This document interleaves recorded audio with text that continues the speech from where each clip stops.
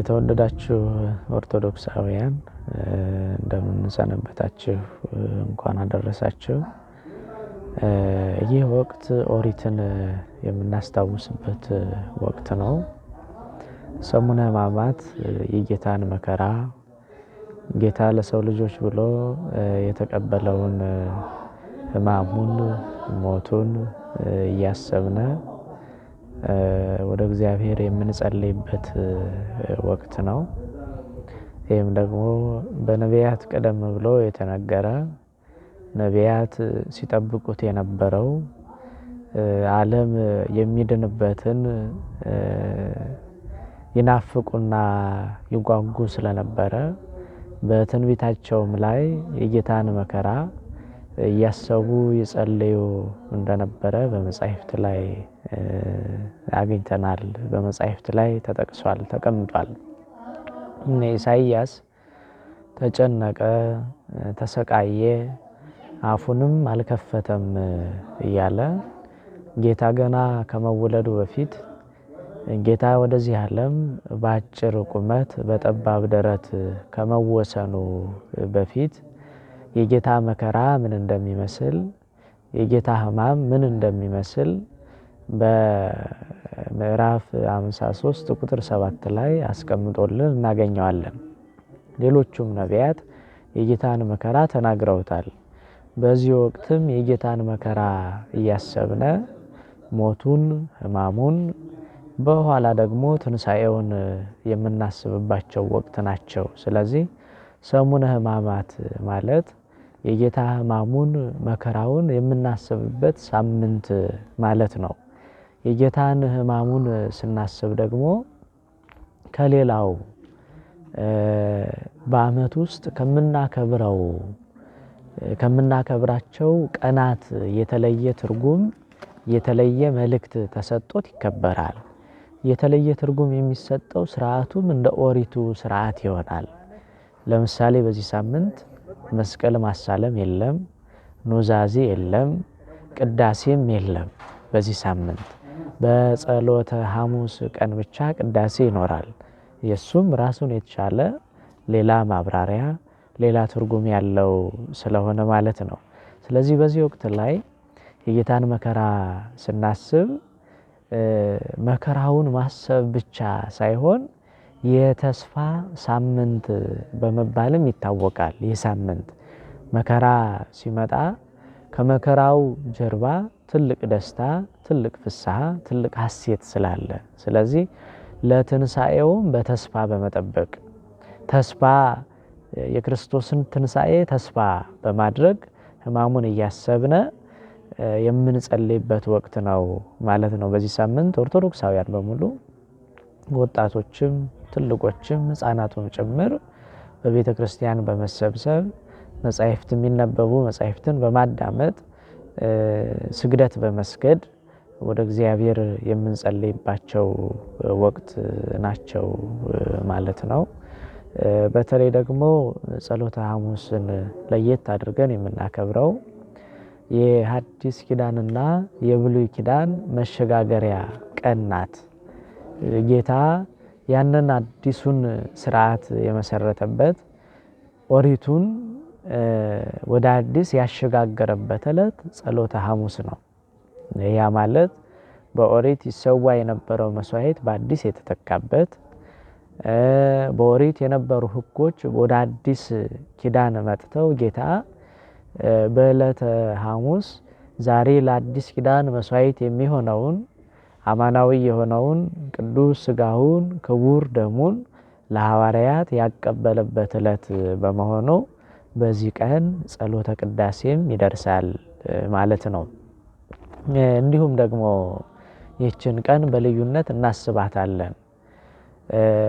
የጌታ ትህትናውን የገለጠበት ቀን ነው። ትህትናውን ፍቅሩን የገለጠበት ቀን ነው። አምላክ ሲሆን ዓለምን የፈጠረ ሲሆን ይህን ዓለም ካለመኖር ወደ መኖር ያመጣ አምላክ ሲሆን ራሱን ዝቅ አድርጎ የሐዋርያትን እግር ያጠበበት ዕለት ነው። ይህንም ዘወትር እንድናደርግ በዮሐንስ ወንጌል ምዕራፍ 13 ከቁጥር 1 ጀምሮ ስናነብ ጌታ ኢየሱስ ክርስቶስ የሐዋርያትን እግር እንዳጠበ፣ ይህን ደግሞ ለአንድ ጊዜ ብቻ ሳይሆን በምእመናን ተግባር ውስጥ ለዘወትር ሲታሰብ እንዲኖር ጌታ አዟል። ይሄ ዘወትር የምናስበው ደግሞ እግር በማጠብ ብቻ ሳይሆን በፍቅር በመተሳሰብ አንድ በመሆን በትህትና ራስን ከፍ ከፍ ማድረግ ሳይሆን ራስን ዝቅ አድርጎ ለሌሎቹ መልካም ነገርን ማድረግ እንደሚገባን ጌታ በቃላት ብቻ ሳይሆን በተግባር አሳይቶናል።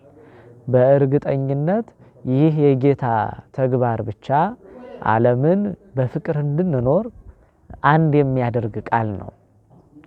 ይህንን አድርጉ ተብለዋል። እንዲያውም ከሐዋርያት መካከል ቅዱስ ጴጥሮስ ይህ እንዴት ሊሆን ይችላል ብሎ ጌታን ጠይቆት ነበረ። አንተ የኔን እግር ልታጠብ አይገባም። ነገር ግን ጌታ እግሩን በመታጠቡ የሚያገኘውን ክብር፣ የሚያገኘውን ጸጋ፣ የሚያገኘውን በረከት ሲያይ ጌታ ሲነግረው እንደዚህ ከሆነ እግሬን ብቻ ሳይሆን እጄንም ገላዬን አካሌን በሙሉ ጠበኝ ብሎ እንደተናገረ ቅዱስ ጴጥሮስ ተቀምጦልናል። ስለዚህ ጌታ ራሱን ዝቅ አድርጎ የሐዋርያትን እግር ማጠቡ እኛም እርስ በርሳችን በፍቅር እንድንተሳሰብ በትዕቢት ሳይሆን በትህትና እንድንኖር ያለው አለኝ ብሎ እንዳይመካ የሌለውን እንዲያስብ ያስተማረበት ትልቁ መልእክት እዚህ ላይ ተቀምጧል ማለት ነው። ይህም ስርዓት እስከ ዛሬ ድረስ ብፁዓን ሊቃነ ጳጳሳት ዝቅ ብለው የካህናቱን፣ የመነኮሳቱን፣ የምእመናኑን እግር የሚያጥቡበት ዕለት በዚህ ወቅት ነው። በቤተ ክርስቲያናችን ስርዓት ውስጥ በየዓመቱ ይሄ ስርዓት ሆኖ ታላቁ ሊቅ ቅዱስ ያሬድም ለዚሁ የሚሆን ዜማን ሰርቶለት ጌታ የሐዋርያትን እግር እንዳጠበ ጌታ ራሱን ዝቅ አድርጎ ሰዎች በትህትና ይመላለሱ ዘንድ ትህትናን የተገበረበት ዕለት በመሆኑ እንማማርበታለን ማለት ነው። በዓለ ትንሣኤውን ስናከብር ክርስቶስ መነሳቱን ስናስብ ከመጠን በላይ በመብላት ከመጠን በላይ በመጠጣት ራስን በኃጢአት ውስጥ በማድረግ አይደለም። ብዙዎች ለትንሣኤ በዓል ሲዘጋጁ መታሰብ ያለበት የክርስቶስን ትንሣኤ የሚጠብቁ ብዙዎች አሉ። ምሳሌ በጎዳና ላይ የሚኖሩ ሰዎች የክርስቶስን ትንሣኤ የሚጠባበቁ ሰዎች ናቸው። በየማረሚያ ቤቱ ውስጥ ያሉ ኦርቶዶክሳውያን የክርስቶስን ትንሣኤ የሚጠብቁ ናቸው። በየጸበል ቦታዎችና በየሕክምና ቦታዎች ያሉት በሙሉ የክርስቶስን ትንሣኤ የሚጠባበቁ ናቸውና እኛ ከመጠን በላይ በመብላት በመጠጣት በዓሉን በማክበር ብቻ ሳይሆን እነዚህን ሰዎችን በማክበር በየጎዳና ላይ የወደቁ የሚቀምሱት የሌላቸውን ሰዎች በማሰብ እኛ ከመጠን በላይ ከምንመገበው ምግብ ቀንሰን እነሱን በማግደፍ እነሱን በማስደሰት ለነሱ የሚያስፈልገውን ሁሉ በማድረግ መሆን አለበት። በተለይ ወጣቱ ይህንን በዓል ሲያከብር የበዓሉን መልእክት በመረዳት ሰላማዊ በሆነ መልኩ በቤተ ክርስቲያን ዙሪያ ላይ የወደቁትን ሰዎች በማንሳት ለነሱ ልብስ በማልበስ ሊሆን ይችላል። ለነሱ አዋጦ ለበዓል መግደፊያ የሆነ ነገር በማድረግም ሊሆን ይችላል። አብረን በዓሉን እንድናከብር መሆን አለበት።